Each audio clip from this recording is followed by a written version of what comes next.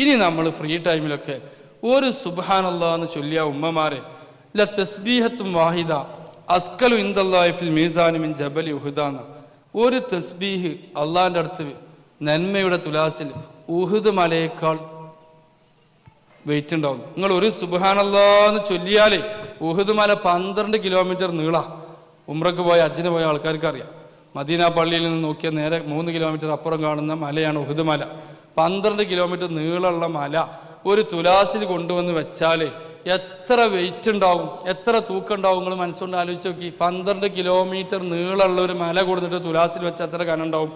അതിനേക്കാളും കനം ഉണ്ടാവുമല്ലോ നമ്മൾ ചൊല്ലുന്ന ഒരു സുബ്ഹാനല്ലാഹ്. നാളെ പരലോകത്ത് നന്മയുടെ തുലാസിൽ നമ്മൾ ചൊല്ലിയ ഒറ്റ സുബ്ഹാനല്ലാഹ് നാളെ പരലോകത്ത് തൂക്കിയാൽ ഉഹുദ് മലയേക്കാളും അതിന് കനം തൂങ്ങും.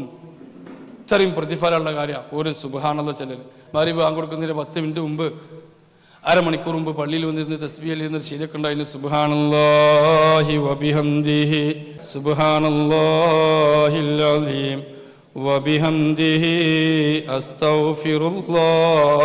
സുബ്ഹാനല്ലാഹും ഇസ്തിഗ്ഫാറും കണ്ടങ്ങൾ പുണ്യ നബിനോട് പ്രായമായപ്പോൾ ചെയ്യാൻ വേണ്ടി പറഞ്ഞ പണി നമ്മുടെ ഉപ്പമാർ ചെയ്തിരുന്നു പള്ളിയിൽ. ഇതാ ഈ കാരണവന്മാർ ഇപ്പോഴും ചെയ്യുന്നുണ്ട്. പക്ഷെ വരുന്ന തലമുറയുടെ അടുത്തതില്ല.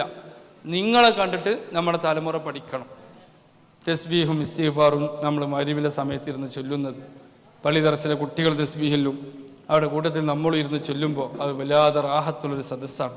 ഒരു 500 തസ്ബീഹെങ്കിലും ഒരു ദിവസം ചെല്ലുന്ന അവസ്ഥ നമുക്കുണ്ടാവും. അള്ളാഹു കബൂലാക്കട്ടെ, അള്ളാഹു സ്വീകരിക്കട്ടെ.